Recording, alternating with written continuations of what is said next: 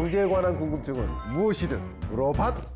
경제도사들이 속 시원하게 풀어줄 테니까. 경제 고민 해결 프로젝트 물어봐요. 경제도사! 김도사. 도사. 드디어 마지막 회 한 번에 끝냈네. 마지막 회야? 오. 이거 좀 아쉬운데. 우리 아직까지 복비 한 번도 못 받았는데. 결국 그랬던 거야? 그러니까. 누가 입금하고 간 줄 알았더니. 복비 좀 받아볼래 했더니 마지막 회야. 어쨌든 마지막이니까 우리 힘내서 아름답게 마무리해보자고요. 보자고요. 자, 어쨌든 의뢰인 불러봐야죠. 제가 외쳐볼까요? 오케이. 의뢰인 들어오세요. 안녕하세요. 반갑습니다. 반갑습니다. 네. 아니 의뢰인이 이거 시즌 2의 MC를 노리냐? 왜 이렇게 잘생긴 거예요? 근데 도사님들 맞으신 거죠? 네, 제가 생각한 이미지는 뭔가 굉장히 뭔가 탁 선비같이 탁 있어야 되는데 뭔가 느낌이 약간 사자 느낌 나가지고 큰일 났어. 어떻게 알았지? 우리 봤어. 들켰어. 그래요? 어쨌든 도대체 뭐가 궁금해서 이 자리에 오신 거예요? 솔직히 제가 이제 나이가 뭐 어리면 어리지만 좀 찾긴 찾잖아요. 그러다 보니까 어쩔 수 없이 노후에 대해서 생각을 좀 하게 되더라고요. 그래서 제가 프리랜서다 보니까 언젠가는 이 일을 그만두게 될 텐데 저 같은 프리랜서나 뭐 젊은 친구들이나 어떻게 하면 노후 대비를 좀 잘할 수 있을까 해서 찾아오게 됐습니다. 아마 우리 알지? 이거 시청자분들이 계셔. 시청자분들의 고민이 역시 똑같을 것 같아. 근데 시청자가 아니라 나도 마찬가지야. 노후 대비라는 게 사실 아주 일찍부터 준비한 사람들에게는 굉장히 뭐 걱정이 없겠지만, 근데 대부분의 사람들은 동이 나이 때쯤 되면 이제 조금씩 노후에 나는 어떻게 대비해야 되지? 이런 고민을 이제 시작하거든. 그래서 동이는 노후 준비 지금 하고는 있는 거야?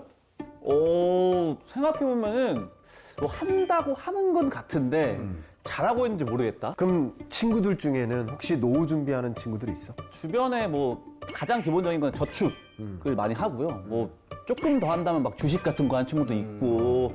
근데 잘하는지는 모르겠고 약간 그 정도는 하는 것 같아요. 그 정도?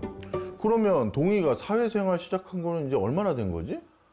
제가 졸업을 하고 바로 여기에 들어왔기 때문에 지금 한 4년 정도 된 것 같아요. 네. 그러면 사실은 그때부터 노후 준비를 시작했어야 돼. 그때부터요? 그럼. 노후 준비는 그 늙을 노예 비유 이런 느낌 아니에요? 아니야. 말씀 좀 해주세요. 실제 이 인생의 후반기라고 하잖아. 후반기에 들어오신 분 입장에서 생각해봐. 생각보다 그 후반기가 금방 찾아와. 그러니까 동의는 앞으로 얼마나 더 일할 수 있을지 장담할 수 있어? 장담 못하지? 절대 못하죠. 그러니까 결국 사회 진입하면서부터 노후 준비를 해야 된다는 거야. 그래서 미리 준비가 필요하다는 건데 국민연금공단에서는 2020년 조사한 게 있거든. 거기서 뭐라고 했냐면 노후에 필요로 하는 최소 생활비는 개인 기준으로 월 117만 원. 그런데 부부 기준으로는 195만 원. 그럼 적정 생활비는 개인 기준으로는 얼마가 되냐면 165만 원 정도가 되거든. 그리고 생활비 기준으로 부부 기준으로는 268만 원까지라고 발표가 된 바가 있어. 90살까지 산다고 치고 대충 한 6억? 그렇게 되네. 정도가 필요한 것 같은데 6억은 저는 안 될 것 같아요. 자, 그래서 내가 아까 말했잖아. 사회생활 시작하자마자 뭐 해야 된다고? 노후 준비를 시작해야 된다고.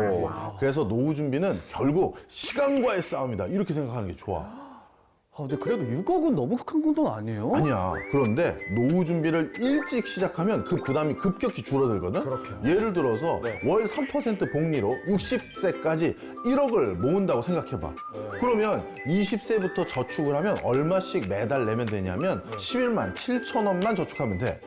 그런데 30세부터 시작하잖아? 그럼 매월 얼마가 내야 되냐면 18만 2천 원 내. 40대 시작한다. 그럼 매월 무려 31만 8천 원. 50대 시작하면 얼마죠? 73만 원? 이야, 어마어마하지. 동의는 지금 그럼 뭘 해야 된다고 생각해?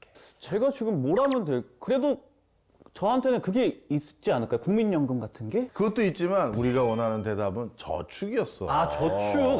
저축은 기본적으로 좀 하고 있긴 해요. 근데 말이야, 물론 저축도 중요하지만 딱지가 붙도록 많이 들었던 표현, 어떤 거죠? 연금. 연금!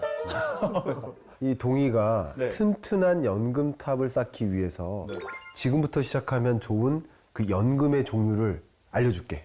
좋아요. 잘 들어. 좋아. 뭐야 이거? 자, 연금에는 대표적으로 공적, 공적, 퇴직, 퇴직, 개인연금 개인연금. 이렇게 세 가지로 분류를 하는데 공적연금은 공무원연금이지. 공무원. 공무원. 또 군인, 군인. 별정 우체국, 사학연금과 같은 이런 연금이 있고 네. 또 보통 회사원들이 매달 내고 있는 게 있지. 그 고용보험에 속하는 국민연금, 또 공무원연금 이런 것들이 다 포함돼. 근데 직장인들은 말이야 의무가입이 이미 되어 있고 자동 납부를 하고 있으니까 이미 가입되어 있다라고 생각하면 되겠지. 퇴직연금은 말이야 일단 기업의 사회적 책임이라고 들어봤어? 처음 들어봐. 기업의 이 사회적 책임의 일환으로서 마련된 제도 그거야. 근데 기업과 함께한 이 사원의 노후를 보장해야 되잖아. 그쵸. 그렇게 하기 위해서 기업은 이 준비한 이 연금으로 이 두 가지로 나뉘는 거야. 바로 확정 급여형이 있고 확정 기여형으로 나뉘는 거야.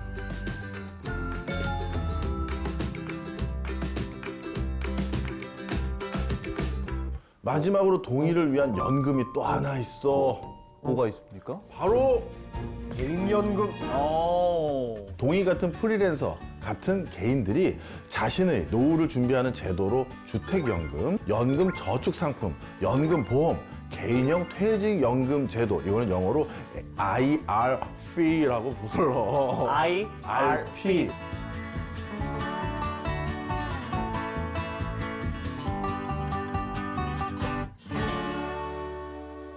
제가 알기로는 연금 보험이랑 연금 저축 상품 이렇게 두 가지가 있는 게 알고 있는데 이거 두 가지 다 가입을 해야 되나요? 연금보험과 연금저축상품은 국민의 노후를 책임지는 국민연금 플러스 안정적인 노후 생활비 보장을 받기 위해 가입하는 일종의 연금 상품이라는 공통점이 있어. 그런데 두 상품을 비교하면 명확한 차이가 있거든. 그게 뭐죠? 먼저 납입 한도가 다르다는 점이 분명한 차이가 있고, 연금보험은 저축성 보험 상품이라서 납입 한도가 별도로 없는데, 연금저축은 가입 금액에는 제한이 있어. 소득세법에 따라서 연간 1,800만 원까지 한도가 있지. 그래서 가입 전에 한도를 따져보는 게 좋아. 또 있어. 판매처도 달라. 자, 연금보험은 생명보험사에서만 판매하고 연금저축은 생명보험사뿐만 아니라 손해보험사, 증권사, 은행과 같은 다양한 금융기관에 걸쳐서 판매하고 있다. 또 하나 다른 점이 있다면 바로 연금보험은 비과세라는 게 다른 거야. 비과세. 연금저축 상품은 세액공제가 되지만 연금보험은 따로 세액공제 혜택은 또 없어. 복잡하지? 제가 듣고 있는데 뭐가 더 좋은 건지 뭐 알 수가 없는데 지금. 그러게, 나도 설명했는지 좀 힘들다. 어떻게 되는 거예요? 자, 일단 연금보험에 세제 혜택은 물론 없지만 대신 연금 수령할 때 비과세 혜택이 부여될 수 있으니까 굉장한 혜택이라고 볼 수 있고, 또 대신에 연금저축에 가입한 근로자는 연말정산 때마다 세액공제를 또 받을 수 있으니까 또 급여액을 확인하고 총 급여액에 따라 이 공제 한도와 세율을 미리미리 체크해 두면 좋지. 혹시 근데 연금보험을 가입하신 분들의 혜택은 뭘까요? 연금보험에 꾸준히 납입한 금액에 대해 매기는 이 이자를 받을 수 있는 거야. 그럼 또 다른 점이 더 있을까요? 있어. 수령 시기가 좀 달라. 시기. 연금보험은 만 45세부터 언제든지 수령이 가능하지만, 연금저축은 저축기간이 5년 이상인 가입자가 만 55세를 넘겨야지만 가능해. 그래서 정리를 해보자면 연금보험은 나중에 수령하는 시기에 혜택이 있고, 연금저축은 연말 정산하는 근로자가 매년 세액공제를 받을 수 있다는 장점이 있는데 공통적인 주의사항도 있어. 뭐죠 그거는 도대체? 바로 주의해야 될 것은 오케이. 중도 해약 시 손해. 가입해두고 뭐 이런저런 사유 때문에 뭐 중간에 해지하면 엄청난 불이익을 받을 수 있다는 거. 또 세액공제를 안 받는 연금보험이라고 마음 턱 놓고 있는 거 역시 이것도 위험하지. 그러니까 납입 원금과 해지 환급금을 비교했을 때 환급금이 더 많다면 차액만큼 이자 소득세가 붙는다는 거. 그러니까 자신의 상황에 맞춰서 상품을 잘 선택할 필요가 있겠지. 이제 동희에게 남은 건 동희에게 잘 맞는 연금 상품을 슬기롭게 선택해서 오랫동안 꾸준히 거기에 적립을 하는 게 무엇보다 중요하지. 또 뭐가 있겠어? 너의 가장 큰 재산, 건강하게 오래 살아야 되잖아. 아, 맞아요. 너의 건강을 관리해야 된단 말이야. 네. 또 그래도 만약에 불안하다. 그러면 노후에 할 일들을 미리 찾아봐야 돼. 노후에 나 스스로를 부양할 수 있는 능력을 갖추는 거. 결국 제2의 삶, 제2의 직업도 꾸준히 고민해 봐야겠지. 이야. 너무 중요하다. 자, 그러면 우리 경제도사의 마지막 의뢰인인 만큼 오늘 타로를 하나 뽑아줬으면 좋겠어. 타로요? 아, 좋죠. 이분이 또 유명한 분이야. 그냥 아무 뽑으면 돼요, 진짜로? 두 장 뽑아봐. 이거 2개 하겠습니다. 자, 김도사님. 자, 이렇게 노후를 준비하면 결국 어떻게 된다는 거야? 나만 행복한 게 아니라 어. 부인도 행복하고 와우. 그 둘의 가정의 행복을 보좌하는 박도사가 위에 있잖아.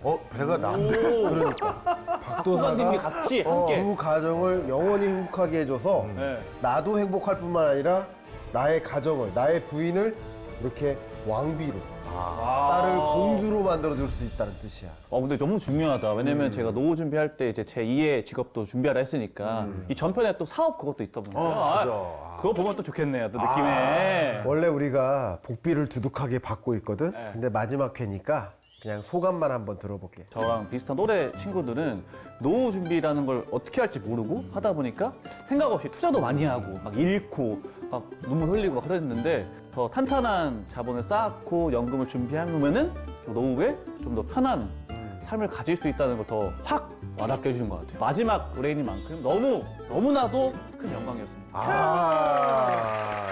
오늘도 다 같이 고민 해결!